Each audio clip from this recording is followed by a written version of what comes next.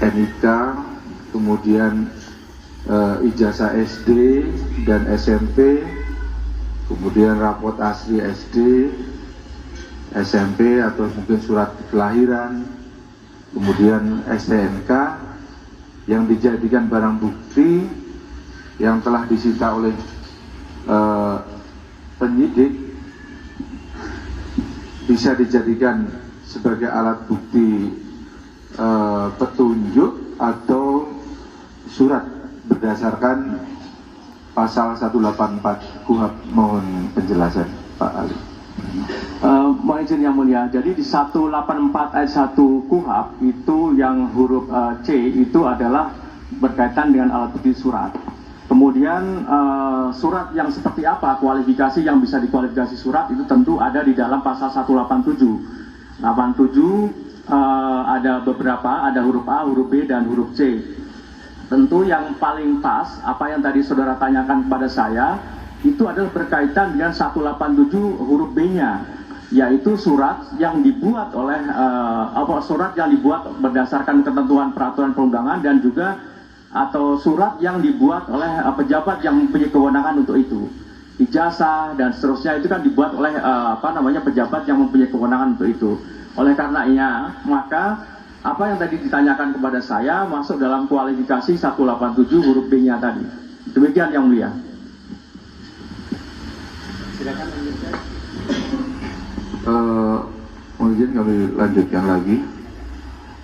Berdasarkan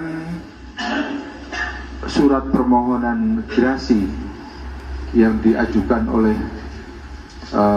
ada narapidana yang isinya bahwa narapidana tersebut menyadari sepenuhnya perbuatannya salah dan menyesal akibat dari perbuatannya yang menyebabkan penderitaan bagi keluarga korban maupun keluarganya sendiri. Bagaimana menurut ahli, apakah surat yang di dalam surat tersebut ada klausul yang tadi saya bacakan tadi tentang permohonan gerasi dalam barang bukti yang dikategorikan sebagai alat bukti surat, ini dikategorikan surat atau petunjuk sesuai dengan pasal 184 KUHP? Mohon izin yang mulia, supaya saya tidak keliru dalam menjawab, kalau boleh saya bisa bertanya kepada pihak termohon tadi, itu mohon izin yang mulia, supaya karena ini ada dua yang mulia. Jadi permohonan gerasi itu surat, kemudian tentu permohonan gerasi ini kan ditujukan kepada presiden.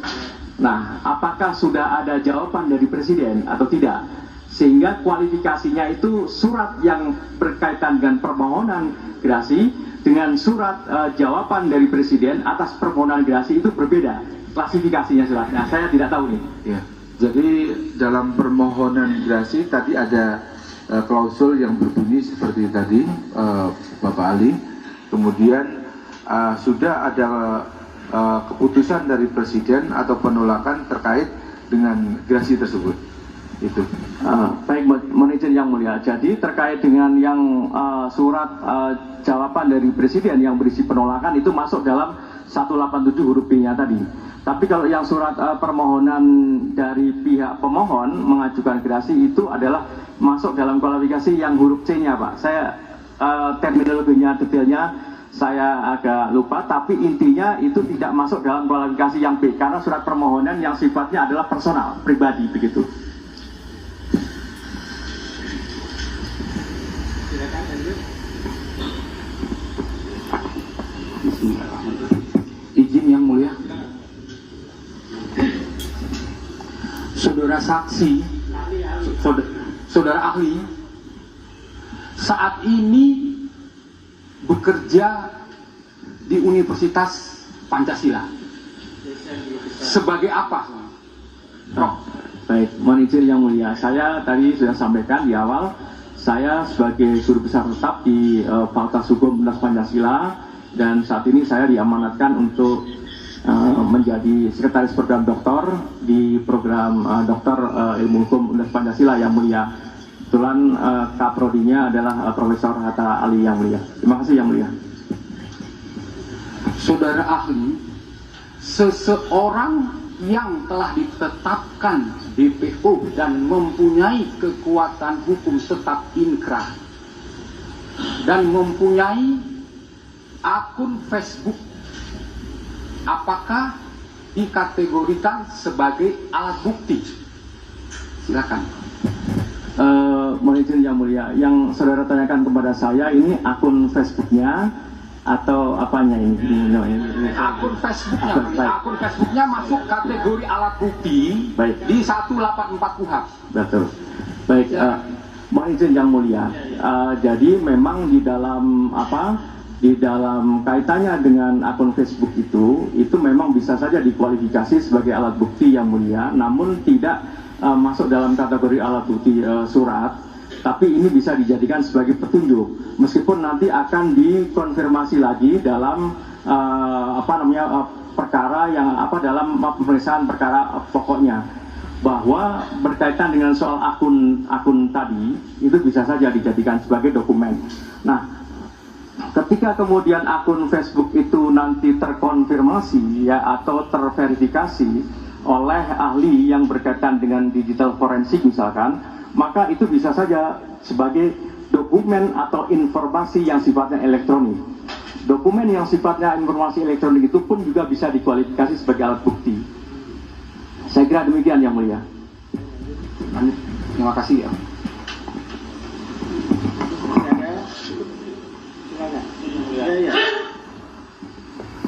Izin ahli, saya masih berkaitan dengan alat bukti bahwa berdasarkan ketentuan pasal 2 ayat 2 Perma nomor 4 tahun 2016 yang tentang larangan peninjauan kembali putusan pra peradilan yang berbunyi pemeriksaan pra peradilan terhadap permohonan tentang tidak sahnya penetapan tersangka hanya menilai aspek formil, yaitu apakah ada paling sedikit 2 alat bukti yang sah dan tidak memasuki materi perkara. Pertanyaan saya adalah, agar ahli jelaskan bagaimana untuk menguji 2 alat bukti berdasarkan perma tersebut yang bukan hanya kuantitasnya saja atau banyak bukti yang disajikan, tapi kualitas dari alat bukti itu. Mohon ahli jelaskan. Baik, mohon izin yang mulia, saya coba rinci satu persatu dari alat bukti 184 ayat 1 KUHP itu dalam kaitannya yang dijadikan sebagai dasar penetapan tersangka, karena ada 3 yang mulia. Yang pertama adalah saksi. Lalu saksi yang seperti apa? Ya, di dalam 186 KUHP itu juga ada ketentuan, dan juga pasal 1 angka 26 kalau tidak salah. Itu juga ada yang dimaksud dengan saksi di sini, meskipun ada putusan Mahkamah Konstitusi nomor 65 tahun 2010 bahwa saksi yang dimaksudkan adalah saksi yang mendengar mengetahui tentang adanya suatu peristiwa pidana, tapi berdasarkan putusan Mahkamah Konstitusi tersebut maka tidak hanya dimaknai saksi atau tidak selalu dimaknai sebagai saksi yang melihat, mendengar atau mengetahui tentang adanya suatu tindak pidana. Itu terkait dengan soal saksi. Lalu saksi itu juga satu orang saksi tidak bisa dikualifikasi sebagai satu alat bukti keterangan saksi. Ya, saya kira nulis tes itu saya kira menjadi patokan berkaitan dengan soal kualifikasi seorang atau satu alat bukti saksi, keterangan saksi hanya satu, tidak bisa dikualifikasi sebagai satu alat bukti keterangan saksi. Berikutnya berkaitan dengan alat bukti keterangan ahli. Keterangan ahli tentu ini juga bisa dijadikan sebagai satu alat bukti, yaitu mereka yang mempunyai kualifikasi, mempunyai pengetahuan, ya, kompetensi di bidang tertentu. Di dalam kaitannya dengan soal penyidikan, maka bisa saja ahli yang dihadirkan adalah ahli yang berkaitan dengan ahli forensik, ahli bahasa, kemudian ahli digital, dan kemudian juga ahli pidana, dan seterusnya. Itu juga dikualifikasi sebagai keterangan ahli. Lalu bagaimana dengan alat bukti surat? alat bukti surat itu ada di 187 yang tadi sudah saya jelaskan. Kualifikasinya ada dari huruf A, huruf B, huruf C, itu masing-masing bisa dikualifikasi sebagai surat. Nah, surat bentuknya apapun selama memenuhi kualifikasi 187, baik itu huruf A, huruf B, dan huruf C tadi, maka ini dikualifikasi sebagai alat bukti.